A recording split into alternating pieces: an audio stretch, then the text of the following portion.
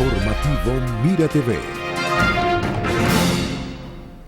Hoy viajamos al corazón de la civilización egipcia, donde los médicos eran también sacerdotes, en el marco de Historia de la Medicina Occidental con nuestro distinguido invitado, el doctor Michel Otaegui, quien es también presidente del Centro Médico Docente Los Altos.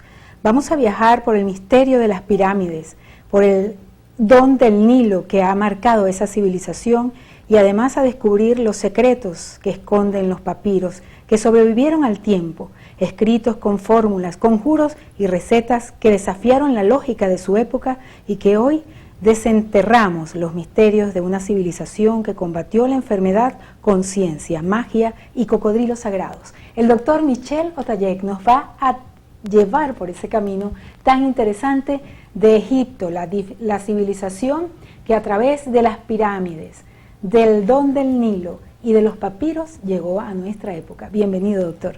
Buenos días, bienvenido yo y bienvenida tú. Sí. Después de la Semana Santa, espero que haya sido un poquito de reflexión, descanso y también un poquito como de tristeza por ya la desaparición física del Papa Francisco, ¿no? Sí, hoy amanecimos con esa noticia. Y, bueno, quizás todos lo esperábamos porque él ya se veía muy deteriorado. Yo creo que cuando la muerte se acerca, se asoma, ¿no?, por los poros de las personas. Y él hizo un gran esfuerzo y tiene ese gran mérito de no querer retirarse y dijo que la muerte era el límite para su pontificado, demostrando pues la gran fuerza de voluntad que tuvo y el compromiso que tenía con esa responsabilidad. Así que en paz descanse Francisco. Que en paz descanse. Y es interesante porque, claro, digamos que toda esa visión y la cosmovisión de lo que significa, por ejemplo, ese reinado, está muy vinculado también a las historias antiguas que estamos tocando siempre nosotros en nuestra serie de Historia de la Medicina, que, por cierto, doctor, lo felicito porque ha sido todo un éxito. La gente espera con ansias y con mucho cariño y además con mucha curiosidad cuál va a ser el próximo tema. Y yo creo que este tema de hoy, Egipto, que todos de alguna manera estamos, un poquito identificados con esa historia, porque a través de las pirámides, la arqueología y el descubrimiento de las tumbas, yo creo que hay una gran curiosidad, los papiros, etcétera. Es así mismo, exactamente. Nos gustaría que nos cuente. De Egipto podríamos hablar lo que queda de año y nos quedaríamos cortos todavía, ¿sí? Lo que queda de año. Hay tantas cosas y tanta gente y tantas personas y personajes históricos de los que podemos hablar en extenso y también resumido, y el año no nos alcanzaría. Ahora, ¿por qué se considera Egipto tan importante en esas primeras civilizaciones que forjaron esa medicina que hoy tenemos? Porque las pirámides están ahí, por eso se consideran, y porque las pirámides las encontraron enseguida y las conocen desde hace milenios y han estado en la historia, misteriosamente han estado las pirámides en la historia de Egipto y en la historia de toda la civilización que ha venido sucediendo desde que esas pirámides están allí. Las pirámides, no existe ninguna evidencia dentro de esas mismas pirámides de cómo fueron construidas. No existe ninguna evidencia de quién las construyó. Todo eso se lo hemos dado nosotros por los tiempos, etcétera, etcétera, etcétera. Y Egipto, pues, ha sido como tan espectacular como país y como gente durante todo este tiempo. Ha sido un misterio a descifrar permanentemente. Y en cuanto a lo que nos incumbe, pues, a la historia de la medicina, Egipto también ha jugado un papel muy importante. Si bien Egipto es un país que, desde el punto de vista histórico, se puede decir que apareció después que Sumeria, pero como todo en Egipto estaba expuesto, estaba allí, salvo el Valle de los Reyes, que estaban todos los reyes escondidos para que no los saqueen después de los tesoros que tenían ahí. En Egipto la gente estaba pendiente fundamentalmente de su salud y de la muerte y de qué iban a encontrar después de la muerte. Si bien, como decíamos, Sumeria fue antes que Egipto y todo lo que se hizo en Sumeria fue anterior a lo que se hizo en Egipto. En Egipto, como estaba todo allí a la mano, Egipto jugó un papel muy importante en todo eso. Mucho de qué sucedió en la historia de Egipto es casi repetir lo que sucedió en la historia de Sumeria, con la diferencia que Sumeria, desde el punto de vista geográfico, era diferente a como era Egipto. Egipto es una raya, si se quiere decir, Egipto es una raya en el desierto que se llama el río Nilo, y alrededor de esa raya podemos contar como 500 metros a la izquierda y 500 metros a la derecha, y eso es Egipto. Es decir, el Nilo, el don del Nilo que llaman, ¿no? Porque obviamente por la fertilidad que genera exactamente. Ese río. Todos los años venía una inundación, todos los años venía una cantidad de tierra fértil, de barro, etcétera, y eso renovaba la tierra que estaba de lado y lado, y en esa tierra de lado y lado es donde está Egipto y lo que fue Egipto, salvo el delta del Nilo, que es una región muy fértil y es una región importantemente grande. Mucha gente no tiene idea de cuál es la superficie, y es curioso, la superficie, cuántos kilómetros cuadrados tiene Egipto. Y la gente se pone como a adivinar.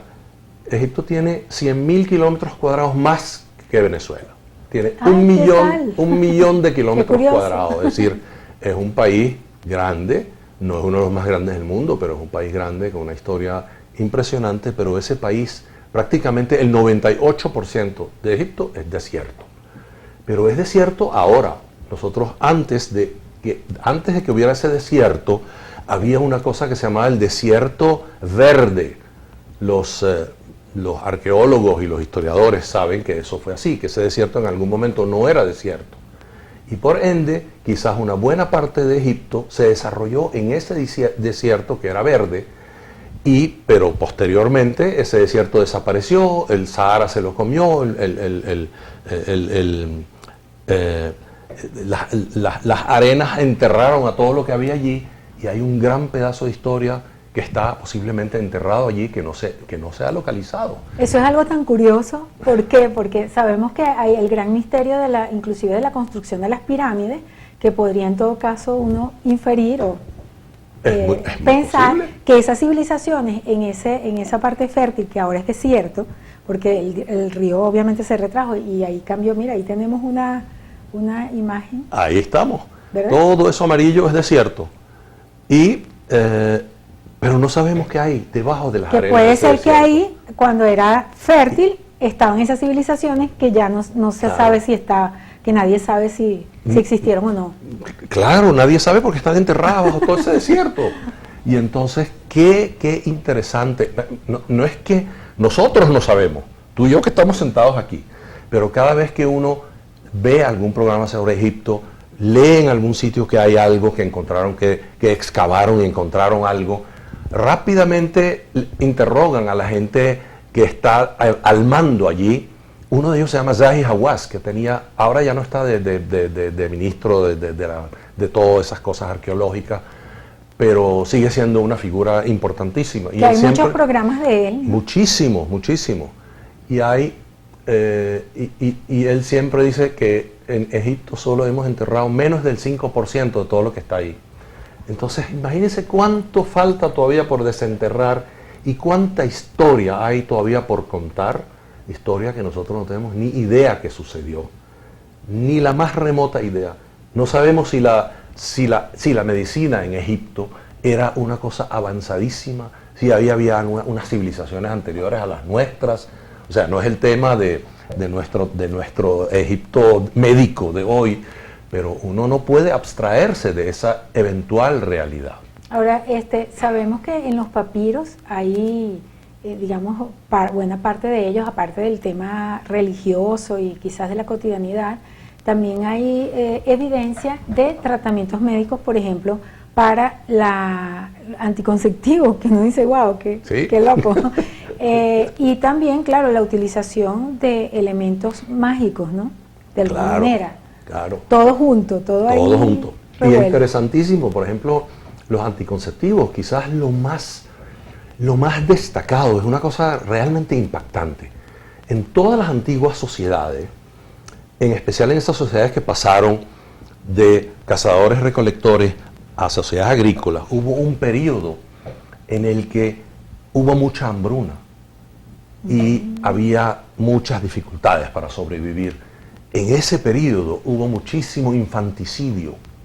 Mataban a los niños porque no tenían cómo criarlos. Y fíjate que es sorprendente que una de las civilizaciones con mayor desarrollo agrícola estuvieran pasando hambre, ¿no? Qué loco. Claro. Ahora, en Egipto no hay evidencia que haya habido infanticidio. Lo que nos hace pensar que es probable que esos medicamentos o esas pócimas anticonceptivas eran efectivas. De modo que es una cosa interesantísima. Imagínate. Pero como no tenemos una evidencia escrita, porque a pesar de que la escritura jeroglífica fue evolucionando sola hacia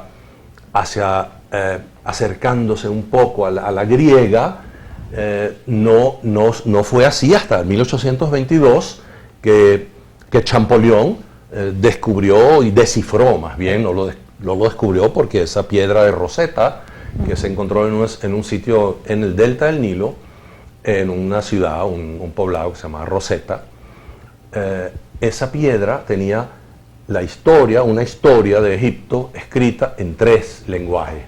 Estaba escrita en el antiguo, que era el jeroglífico, que era un lenguaje como para la gente culta, y también tenía un lenguaje que se llama demótico, y ese demótico era para el pueblo, viene de demos la palabra, y también estaba escrita en griego, y esa estaba escrita en griego fue lo que ayudó a que Champollion pudo descifrar esa escritura y la puso ahí al alcance de todos nosotros hasta el día de hoy. Pues ahora hay gente especializada que llega y lee los jeroglíficos como si nosotros estuviéramos leyendo cualquier papel que escribimos nosotros mismos, pues.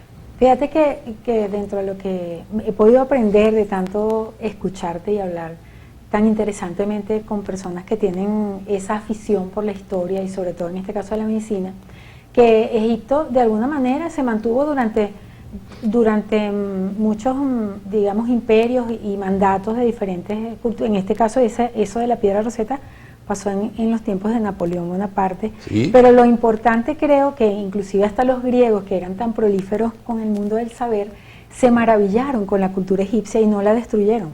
Más bien creo que la fortalecieron y la mantuvieron, ¿no? Que creo que eso es algo muy bonito de esta parte de la historia. No solo hicieron eso. Uno de los mejores historiadores de Grecia, de la antigua Grecia, se llama Herodoto. Y Herodoto se lanzó no sé cuántos años de viaje y se quedó no sé cuántos años en Egipto aprendiendo la historia de Egipto, de un modo, pero es que estaba realmente maravillado. Y él tiene un libro que se llama Los 9 libros de la historia, y ese libro es un libro que todavía lo leemos ahora y nos quedamos maravillados leyéndolo ahora. Qué bonito. En la próxima parte nos gustaría seguir profundizando esta conversación, hablar, por ejemplo, el papel que tenían las mujeres como sanadoras en el antiguo Egipto. Imhotep, el gran arquitecto sanador, y además pues era como una especie de sacerdote también egipcio, en fin, figuras clave en esa historia y que llegan a nuestros días a través precisamente de la arqueología y toda esta gente que se ha preocupado por mantener de alguna manera esta hermosa civilización viva y todo lo que ha pasado en torno a Egipto, que es una tierra que nos atrae muchísimo y nos alucina con tanta historia. En la próxima parte. Informativo Mira TV. Historia de la medicina occidental hoy, transitando las arenas del desierto y las aguas del Nilo a través de esta interesante conversación con nuestro invitado, el doctor Michel Otayac, presidente del Centro Médico Docente Los Altos.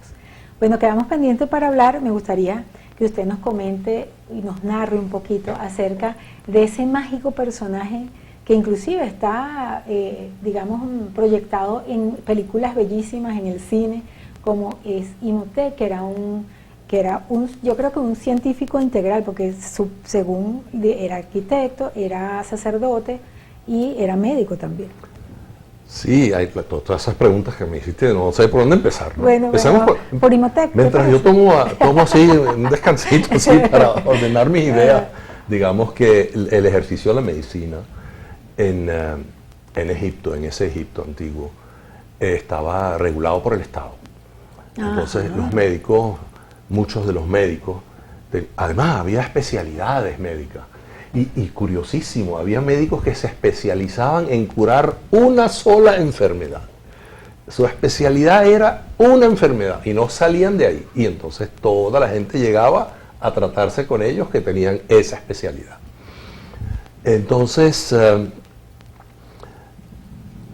las mujeres estaban autorizadas a ejercer la medicina bajo ciertos parámetros. Más que todo estaban en la medicina que tenía que ver con la parte ginecológica, etcétera, etcétera. Y eran sanadoras en el sentido pues que estaba un poco como limitado su trabajo a ciertos procedimientos, o a ciertos, ella podía recetar ciertas cosas, pero no todo. ¿Subyugada siempre por su condición de mujer quizás? ¿O no, esa era la cultura? Bueno, si cada quien tenía una especialidad. Yo no creo que sea así, porque fíjate, por ejemplo, que en Egipto hubo faraonas. Si bien hubo muchos faraones, hombres, pero hubo 6 o 7 mujeres, y además se destacaron muchísimo. Bueno, una de las más espectaculares en la que se destacó fue Nefertiti, ¿no? Sí. Pero era más por su belleza. Que están buscando la tumba todavía, ¿no? Sí, no, todavía no la han encontrado, siguen buscándola. Pero una de las más destacadas como faraona fue Hatshepsut. Y la otra súper destacada, pero lo que pasa es que le tocó un tiempo muy difícil y muy duro, donde el Egipto faraónico se estaba desmoronando, fue Cleopatra VII, que nosotros la conocemos como Cleopatra, punto, pero esa fue la 7ª Cleopatra, no porque las otras hayan llegado a faraón, pero en su línea. En su linaje, ¿no? Y es importante recordar que Cleopatra era de la dinastía, la última dinastía de faraones, que se llamaba la dinastía Ptolemaica. Esa dinastía Ptolemaica, ¿de dónde vino? Esa vino porque su tatarabuelo era Ptolomeo I, que cuando él quedó como faraón, ahora les digo quién era Ptolomeo I y por qué quedó como faraón, se puso un título que cuando uno lo lee y uno es venezolano o latinoamericano dice ¡wow! Porque se llama Ptolomeo I Soter. Soter significa libertador. ¡Ay, qué tal! Entonces... pero no se nos vaya a ir, dinos de dónde vino él, Ptolomeo. Sí, Ptolomeo era uno de los generales de Alejandro Magno. Alejandro Magno, al morir, él murió muy joven, tenía como 33, 34 años, dejó 3 generales, quedaron 3 generales donde él los dejó, porque él conquistó prácticamente todo el mundo conocido. Uno, el más importante, porque ese era como ganarse, ¿qué te puedo decir yo? Hoy como ganarse todos los Emiratos Árabes juntos, ¿sí? En cuanto a prosperidad, a esto. Ese era Ptolomeo. El segundo se llamaba Seleuco, y ese quedó con un imperio que se llamaba el Imperio Seleucida, que ocupaba casi todo el Medio Oriente, etc. Y el tercero se llamaba Glauco Monoftalmo, que ese quedó en la parte como oriental de la Europa, que es donde estaban sus tierras de origen, que era Macedonia, la tierra de Alejandro Magno. Entonces, esta gente se dividió, todo el imperio, todo lo que dejó Alejandro Magno, y Ptolomeo generó a partir de Ptolomeo se generó toda una dinastía de faraones egipcios de origen griego y de origen macedonio, que Macedonia estaba por ahí mismo, Y la última de esas faraonas fue que le tocó el tema con Roma, ¿no? Cleopatra. Sí. La otra cosa que hay que recordar siempre es que por qué uno no sabe tanto de la medicina, ni de otros inventos, ni de no sé cuántas cosas de Egipto, es porque Alejandro también dejó una cosa bellísima que después Ptolomeo I y su hijo se ocuparon de hacerlo, que fue la Biblioteca de Alejandría. La Biblioteca de Alejandría fue una cosa realmente notable para un periodo como ese. La Biblioteca de Alejandría en su mejor momento se decía que tenía como 500.000 escritos, como 500.000 documentos. Casi todos esos documentos eran papiros. Y esos papiros en el tiempo se fueron desapareciendo, se fueron quemando, los fueron robando, de tal modo que algunos papiros aparecieron por sí mismos, solos, en Europa, sin que nadie supiera quién se los llevó para allá. Y el Egipto en general sufrió tanto saqueo y tantas cosas. Fue saqueado, de hecho muchos de los tesoros están en Inglaterra y en Francia. De hecho, hay alguien por ahí, lo leí yo hace muchos años, un libro que decía que hubo una época a final del siglo XIX, por ahí, la segunda parte del siglo XIX, donde la gente compraba momias. Wow. Y se llevaba momias para allá, y que algunas, y también compraban otras cosas, momias de animales y no sé qué, y las usaban para calentar el agua dentro de las casas. Wow. Entonces las usaban como cosas para encender fuego, pues. Entonces, bueno, no es descabellado pensar que muchos de esos documentos que estamos nosotros ávidos buscando para enriquecer nuestro conocimiento de eso hayan sido consumidos por el fuego de esos saqueos totalmente deshumanizados, ¿no? Qué lamentable, ¿verdad? Ahora, nos toca también hablar que lo quedamos pendiente de Imhotep. Ah, Imhotep, sí. Imhotep era un nombre común, pero algunos Imhotep no fueron nada comunes. Y yo voy a empezar por donde tú dejaste el tema. Y, el personaje más macabro de la película La Momia, que la vimos, creo que hubo como ¿Él era la momia? Como 2 o 3. Exacto, La Momia se llamaba Imhotep. Él era un personaje de palacio. Los que no han visto la película, yo no la voy a contar, les recomiendo que la vean, debe estar por ahí en alguna de esas cosas de televisión. Exacto, él había encontrado cómo regresar a la vida, cosa que los otros faraones, él no era faraón, pero los otros faraones sí. Imhotep hubo un constructor, un arquitecto de las grandes pirámides llamado Imhotep. Ese Imhotep, que es el que está nombrado, el que tú nombraste, tenía muchos otros títulos, pero lo relevante para esto, que dentro de todos esos títulos, porque estábamos hablando un poco del poder de la sociedad y del país y de las leyes sobre los médicos. Él tenía un título de sacerdote, tenía título de arquitecto, tenía título de unas cuantas cosas más. Pero el título más importante que él tenía, y así se le consideraba, era el título de médico. Ese era su título más importante.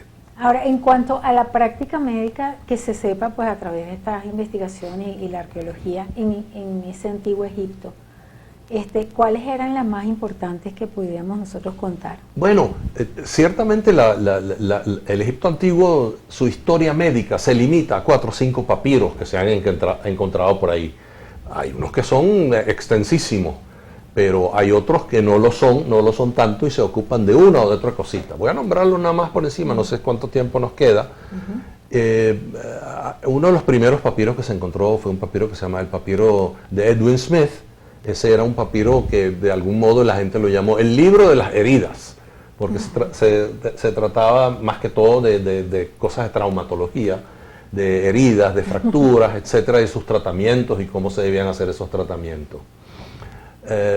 También en ese papiro había alguna otra cosa diferente, que era como, por ejemplo, algunas cirugías como la circuncisión. ¡Wow!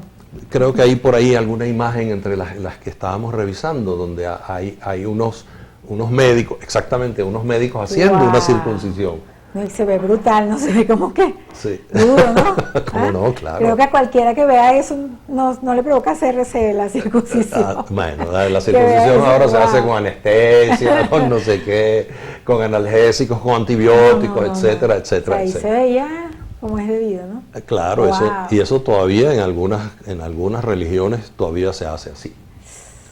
Wow. Entonces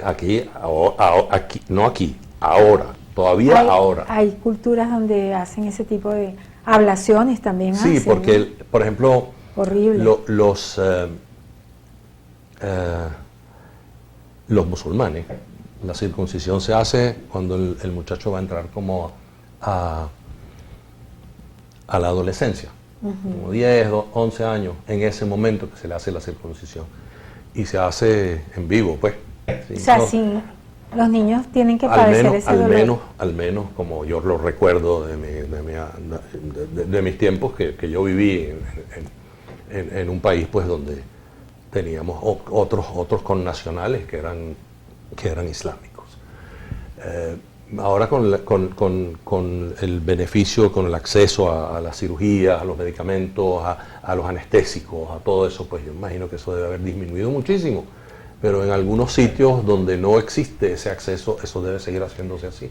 Doctor, el tema de la momificación, que obviamente sabemos que era más que todo una visión religiosa y de tratar de mantener el cuerpo lo más intacto posible para que cuando renazca o vuelva a vivir, vuelva a la vida, esté chévere y con todas sus posesiones, ¿no? Más o menos esa es la psicología. Pero ese hecho de la momificación, ¿de alguna manera usted considera que coadyuvó también a tener una visión más integral del cuerpo humano y por tanto de la medicina? No, en Egipto no fue así, porque en Egipto los momificadores, las personas que hacían esas momificaciones, eran de una casta inferior, para empezar. Y además, ellos no, lo que más les importaba era cómo se veía el cuerpo. Entonces, ellos no rompían las paredes intestinales, no abrían el cadáver, no cortaban para nada. Las vísceras las sacaban por pequeños orificios, las iban sacando, y el cerebro lo sacaban también por los orificios nasales. ¡Wow! O sea, Entonces, ¿cómo se por pedacito? Si el cadáver estaba rígido, ¿cómo hacían? Bueno, ellos tenían su modo de hacerlo. Yo nunca trabajé ese oficio. Pero es interesante, ¿no? Sí, pero entonces ellos no lo hacían, era más ellos que no, todo ellos no, ornamental. Ellos no decir. hacían anatomía, ellos no disecaban animales, no ¿qué hacían nada. Su tal? medicina no incluyó eso, al menos durante mucho tiempo, o al menos no se habló de eso. Y la cirugía como tal, se sabe que cortaban cuerpos para curarlos, así Sí, abrir correcto. el estómago. O ya el cuerpo estaba cortado para lo- poder resolver, es decir, lo volvían a cerrar, pues. Para finalizar, doctor, ¿qué impacto tiene toda esa historia en nuestros días? O sea, ¿qué lección o qué reflexión podríamos nosotros traer desde todo lo que significa descubrir a través de esos pocos papiros que se tienen, porque seguramente hay muchos más enterrados en la arena del Sí, déjame nombrar los demás de un minutico. Hablamos del de Edwin Smith, existe otro que se llama el papiro de Londres, hay otro papiro que se llama el papiro de Lajún o Cajún. Ese papiro de Cajún es interesante porque ese es el más grande de todos los papiros que existen, pero no toca solamente temas médicos, tiene temas médicos, entre los que están, uno de esos temas es la anticoncepción, ¿no? Y también existe el más importante desde el punto de vista médico, que se llama el papiro de Evers. El papiro de Evers es un papiro que tiene casi es todo de medicina, y donde describe medicina específica de los diferentes órganos. Pues. Describe, por ejemplo,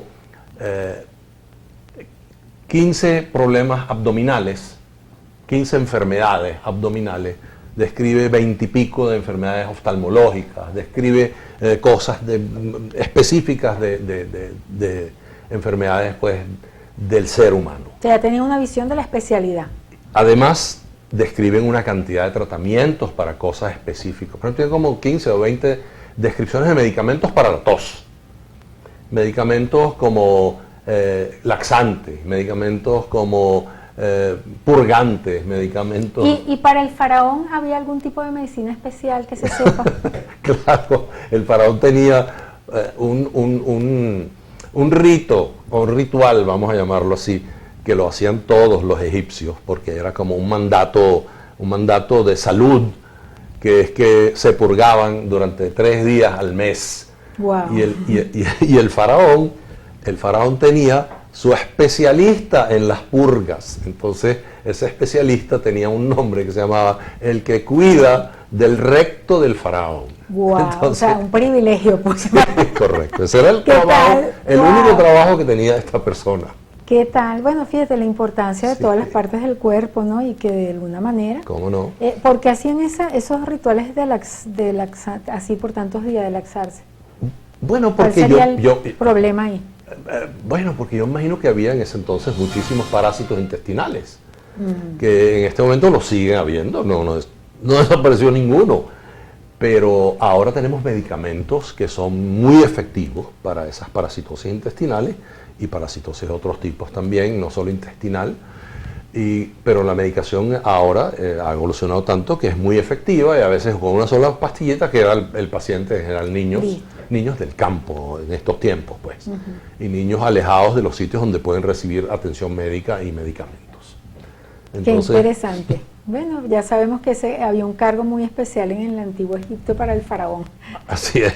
Habría, no sé, a lo mejor tenía quien le cuidara los ojos, la cara, el cabello, no sé, Sin alguna duda otra parte del alguna, cuerpo. porque todos eran pero eso fue especialistas, curioso. o casi todos eran especialistas, sin duda alguna que sí había, para el faraón había todo eso. Había todo eso. Doctor, súper interesante esta conversación. Muchísimas gracias por su valioso tiempo y esperamos con ansias el próximo tema. Muchas gracias a ti, a toda la gente que nos facilita para que podamos hacer este programa semanalmente. Así es, muchísimas gracias. Y a ustedes, nuestros queridos televidentes, gracias una vez más por permitirnos entrar a sus hogares a través de la pantalla de Mira TV.